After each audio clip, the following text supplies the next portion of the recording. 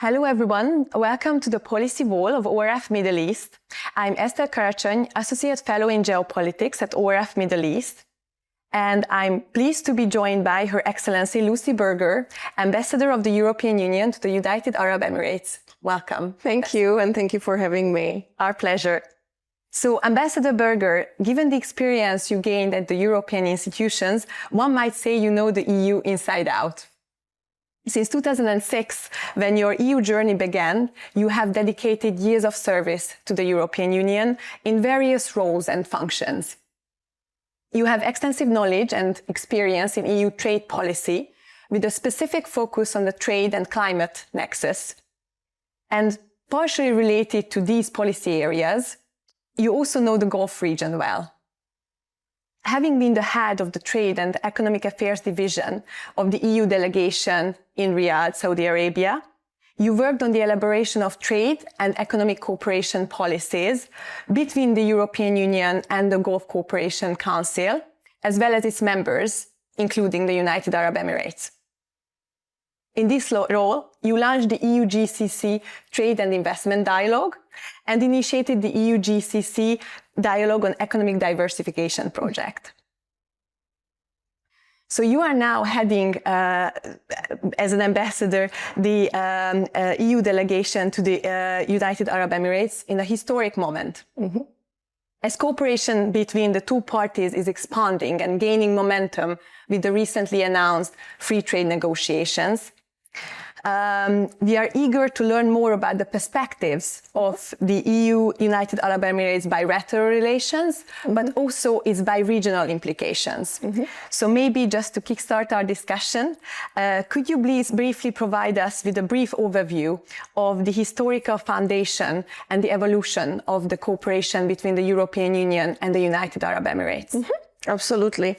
First of all, thank you for having me again. This is really a great opportunity to have profound discussion about the EU-UAE relations and also the role of EU in the region. I have to say that the relationship between EU and the United Arab Emirates have been steadily growing over the decades. And even though our delegation was established some 12 years ago in the UAE, the historical relationship, of course, goes well beyond that. I have the privilege of having served in the Gulf before and having covered all the 6 Gulf states, which gives me also the opportunity to understand a little bit the dynamics in the region and understand when the EU role can be and how we can best materialize on it. Which brings me to the point that you also mentioned. I think the recent launch of the free trade agreement is really an impressive milestone that we have reached to agree on a bilateral free trade agreement with the UAE. It's a departure from our historical position, even though we still want to continue pursuing the regional EU-GCC free trade agreement. I think this is a testimony to the new heights of the strategic partnership that we have between the European Union and UAE, that we really see each other as a strategic partner, and that is not something that was cooked overnight. That's something that has been built over the decades. Now, originally, our partnership was mostly focused on trade, and it was really trade focused. I think trade is something that a lot of countries envision when they think about the European Union. But we've worked very closely with our Emirati partners, and we are now really looking into all areas of cooperation. So even though the milestone actually is trade, we actually in the meantime have been building collaboration on security, on AI, research and innovation, of course, sustainable energy and climate action, which I think is quite famous also from COP28. So I can say that we've really built a multifaceted partnership, and that there is more to come beyond free trade agreement that will further confirm the partnership and how strategic this partnership is. Thank you so much. Indeed, we can see that this is a very diversified partnership that was built up over time.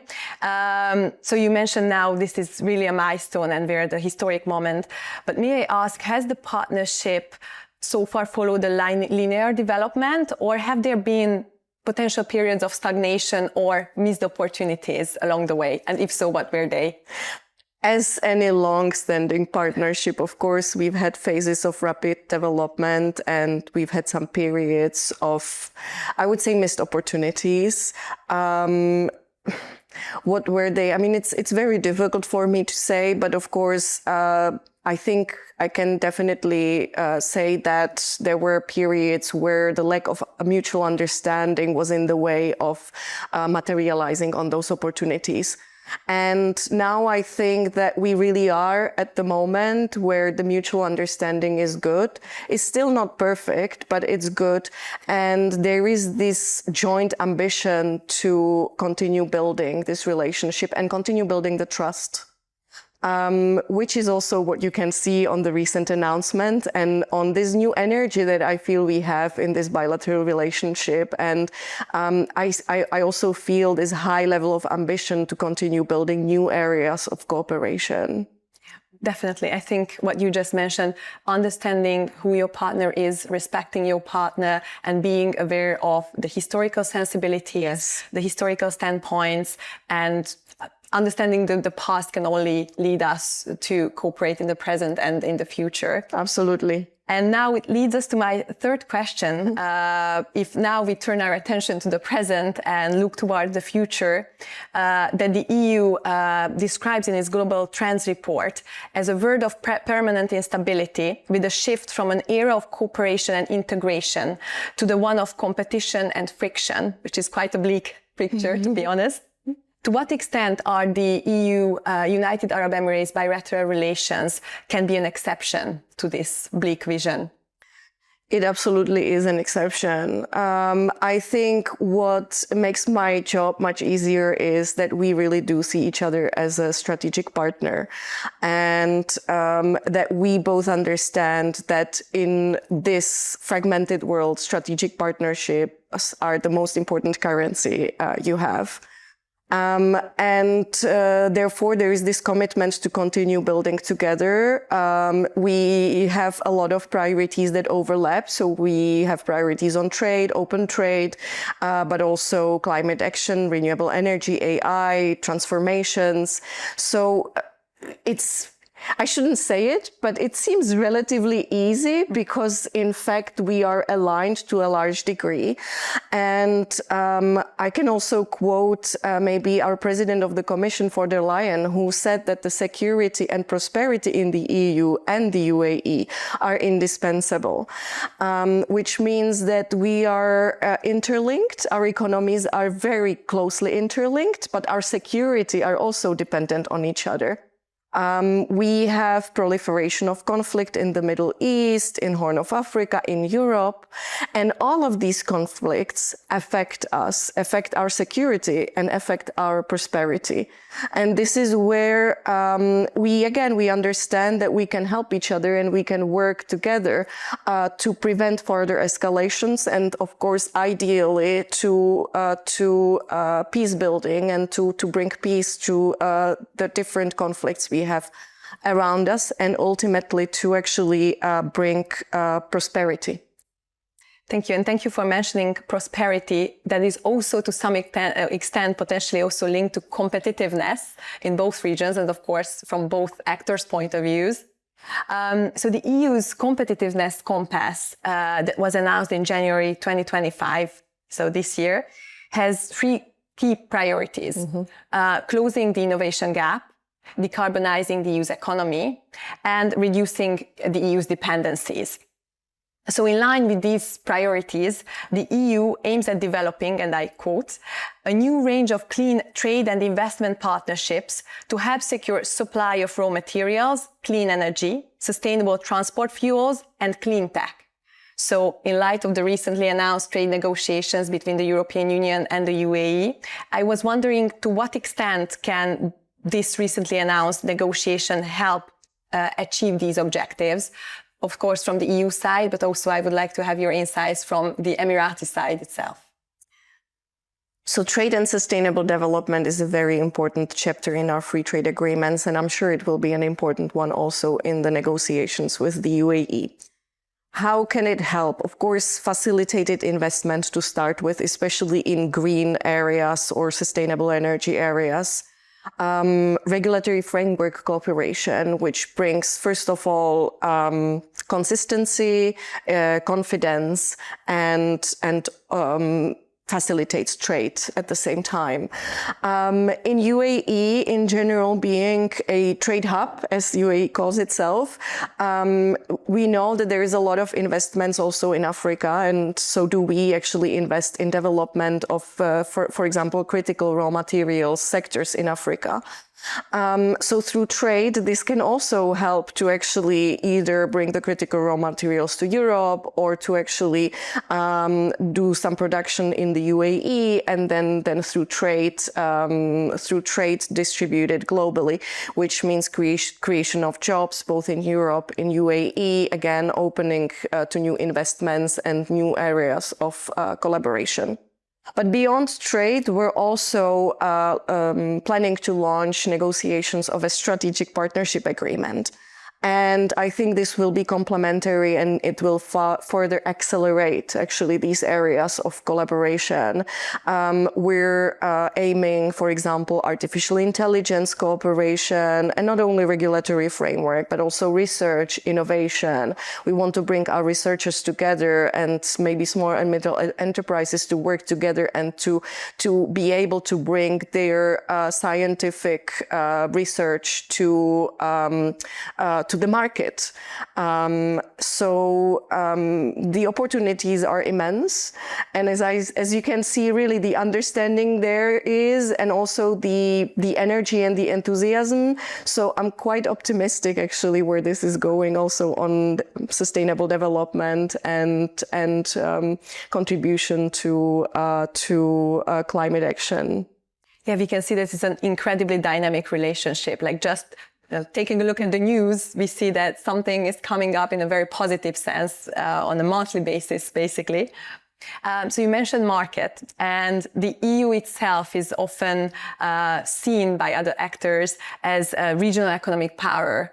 This status is also underpinned by the fact that the EU as a trading bloc is the United Arab Emirates' second largest trade partner. However, the EU also describes itself as a global actor with an increasing role and weight in the realm of geopolitics and geoeconomics. So we were wondering, how can the EU work towards gaining recognition from the United Arab Emirates, but also from other Gulf states, as a geopolitical actor and not as only slowly as an economic powerhouse, so to say? I want to challenge you here a little bit. I think that we have been a geopolitical actor for quite some time, especially in the Middle East. We've not always been very good at seeking public recognition for that, or maybe materializing on the partnerships in the region to elevate us, at least in the public opinion, as a geopolitical actor in the Middle East. But for example, the EU has been for a long time the largest donor to the Palestinian Authority in support of the two-state solution. We were also at the table during, of course, the negotiations of the Iranian nuclear non-proliferation deal. I think now we are looking more for a recognition, and we're looking for it, especially through the partnerships that we actually build as we are trying to mediate or support peace building and support stability in the region with our partners. So I think what has changed maybe is that we are acting more as a group with our partners than seeking the traditional partnerships that we had in the past. The recognition has grown and hopefully will grow even further. In addition to the free trade agreement and the strategic partnership agreement, which I also think is a recognition of the geopolitical role of the EU and UAE, is, for example, the first EU-GCC summit, which took place in October last year in Brussels, and where the leadership from both EU and our member states, and also from the GCC and the Gulf states, agreed on working together across all areas, starting with the economic ones, but especially on peace building and to basically work together on regional stability, on security, areas which I would say are a bit newer in the partnership. And do you feel like the public opinion is increasingly aware of this shift and the EU's increased role? As you mentioned, it's not just something new, but it's something that is long-standing, or maybe there's still margin for maneuver and development to this regard? I think there's still margin for maneuver, but I do think that public is increasingly aware. I think with the growing social media communication, and we all are moving from traditional diplomacy to more modern diplomacy, we use social media, we use more modern channels of communication, including podcasts. I think that we are getting the messages more across, and I think this is important. I think it's important to actually have all information and to make your judgment and to use critical thinking. Well, your presence and your participation helps a lot, I guess, to this regard. Maybe to conclude our discussion, and this is also something you already touched upon, but I would like to unpack this a bit. You mentioned that the UAE sees itself as a connector, a bridge between the East and the West, the North and the South.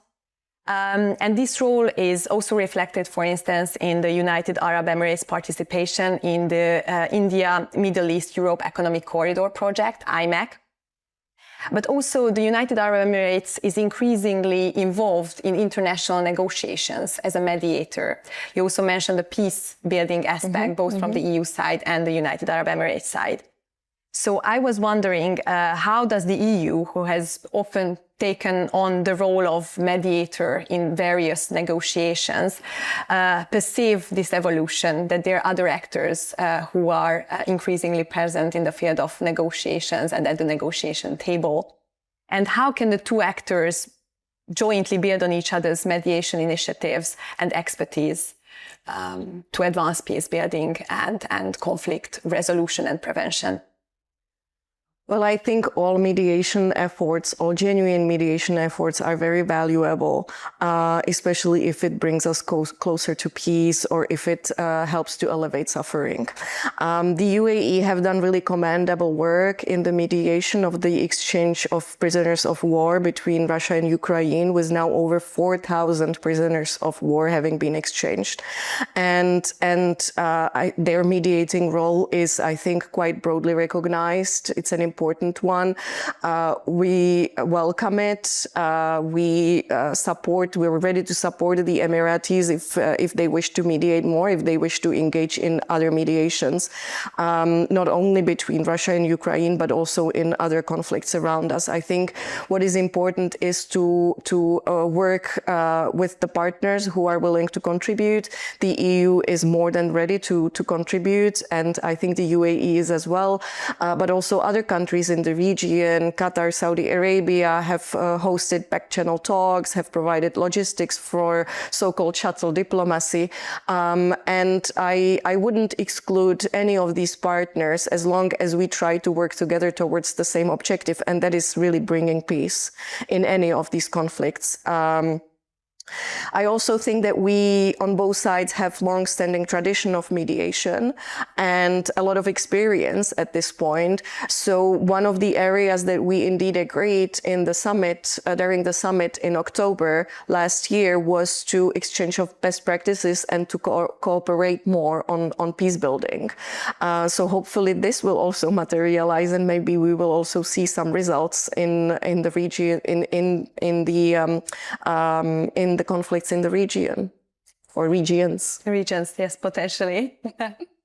Well, we know when there's a will, there's a way. So hopefully, indeed, this can enhance peace-building efforts from both sides and leave us to a somewhat more positive future outlook than what was just recently described as quite a bleak vision in the Global Trends report.